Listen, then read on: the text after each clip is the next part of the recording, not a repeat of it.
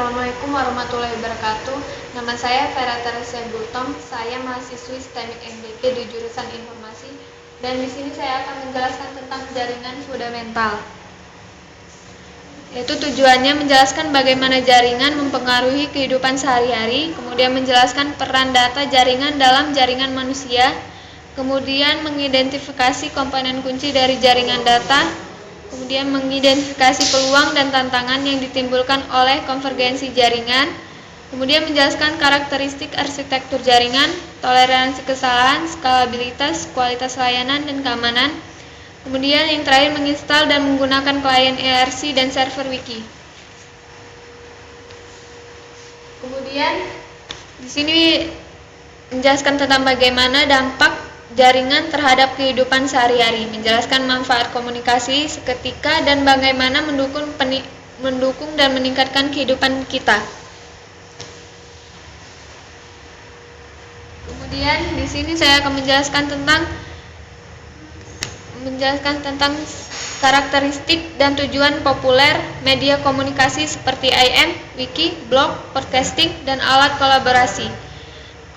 Yang pertama ada instant messaging di sini, yaitu real time komunikasi antara dua atau lebih orang berdasarkan teks yang diketik. Kemudian ada web blog, ini contohnya halaman web yang diciptakan oleh seorang individu. Yang terakhir podcasting, yaitu ini website yang berisi file audio yang tersedia untuk di-download.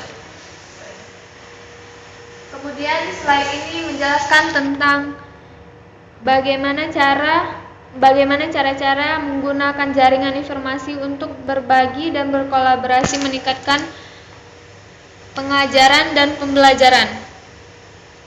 Kemudian menjelaskan cara komunikasi melalui jaringan mengubah cara kita bekerja. Kemudian slide ini menjelaskan bagaimana dampak jaringan pada kehidupan harian dan menjelaskan cara komunikasi jaringan mendukung cara kita bermain. Yaitu ada online entertainment, online game, dan lain-lain. Selanjutnya, data networking role, complement, and challenge. Karakteristik dasar komunikasi. Pertama ada aturan atau perjanjian pertama yang didirikan. Kemudian penting informasi mungkin perlu diulang, yaitu berbagai modus komunikasi dapat mempengaruhi efektivitas mendapatkan pesan di seberang.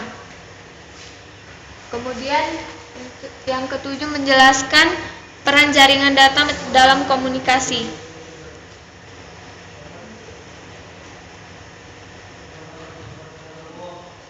Kemudian slide ini menjelaskan berbagai elemen yang membentuk sebuah jaringan. Satu device ini digunakan untuk berkomunikasi dengan satu sama lain. Kemudian medium ini adalah bagaimana perangkat terhubung bersama-sama. Kemudian pesan, informasi yang dikirimkan melalui media. Kemudian ada aturan, mengatur bagaimana pesan mengalir di seluruh jaringan. Kemudian menjelaskan peran jaringan konvergensi dalam komunikasi. Ada konvergen jaringan, suatu jenis jaringan yang dapat membawa suara, video, dan data melalui jaringan yang sama.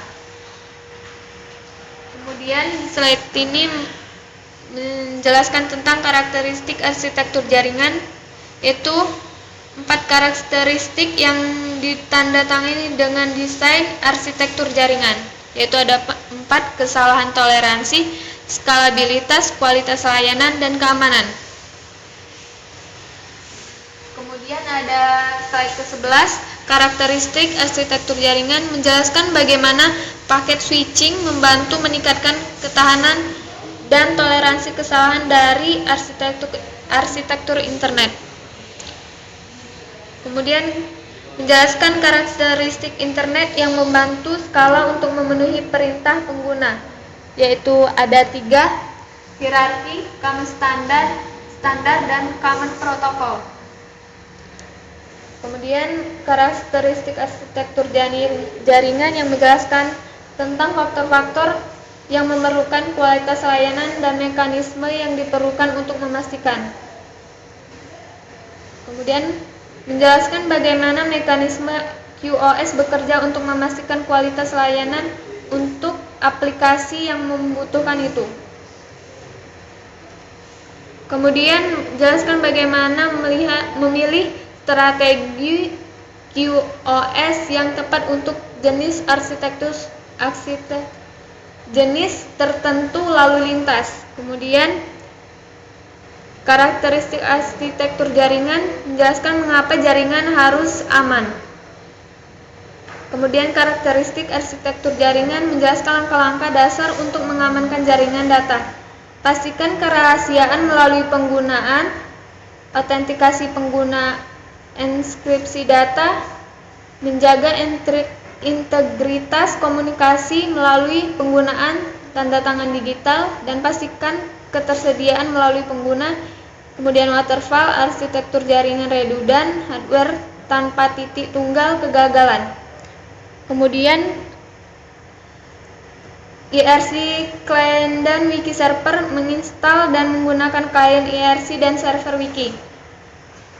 Kemudian yang terakhir adalah ringkasan dari yang saya jelaskan tadi, yaitu menggambarkan bagaimana dampak jaringan di kehidupan sehari-hari dan peran jaringan data dalam jaringan manusia, mengidentifikasi komponen kunci dari setiap jaringan data, mengidentifikasi peluang dan tantangan oleh jaringan konvergensi, menggambarkan karakteristik arsitektur jaringan, toleransi kesalahan, kualitas, skalabilitas layanan, dan keamanan, menginstal dengan menggunakan klien IRC dan server wiki.